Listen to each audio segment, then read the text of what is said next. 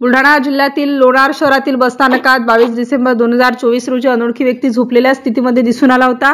लोणार बसस्थानक वाहतूक नियंत्रक संजय राठोड यांनी 108 वर फोन करून सदर व्यक्तीला ग्रामीण रुग्णालयात पाठवले। लोणार ग्रामीण रुग्णालयात सदर व्यक्तीला भरती करण्यात आले। त्यांची प्राथमिक तपासणी करून उपचार करण्यात आले। त्यानंतर सदर व्यक्तीला बुलढाणा येथे पुढील उपचारासाठी पाठवण्याचे डॉक्टरांनी सांगितले। मात्र या व्यक्तीसोबत घरचे नातेवाईक नसल्याने त्यांना एकटे पाठवणे शक्य नसल्याने डॉक्टर फिरोज शहा यांनी याबाबतची माहिती लोणार पोलिसांना दिली।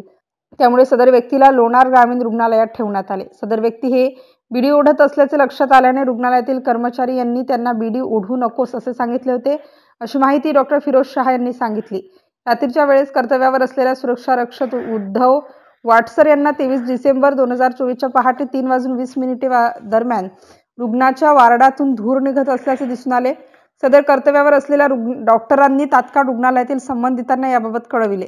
दरम्यान रुग्णालयात दाखल असलेल्या व्यक्तीच्या बेडला आग लागून सदर व्यक्ती जळत असल्याचे त्यांना दिसून आले। आग विझण्यापर्यंत सदर व्यक्ती जळून मृत्यू पावला होता। सदर आगीचे कारण स्पष्ट झालेले नाही। या घटनेची माहिती मिळताच पोलीस निरीक्षक निमिष मेहत्रे, तहसीलदार भूषण पाटील हे घटनास्थळी दाखल झाले। पाहणी करून पंचनामा झाल्यानंतर शवविच्छेदन करण्यात आले। 23 डिसेंबर रोजी शासकीय प्रक्रिया पूर्ण करून अंत्यविधी करण्यात आला।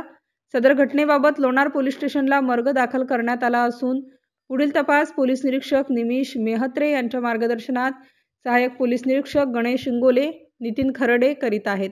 MCN न्यूज मराठी करिता भूषण शेटे, लोणार।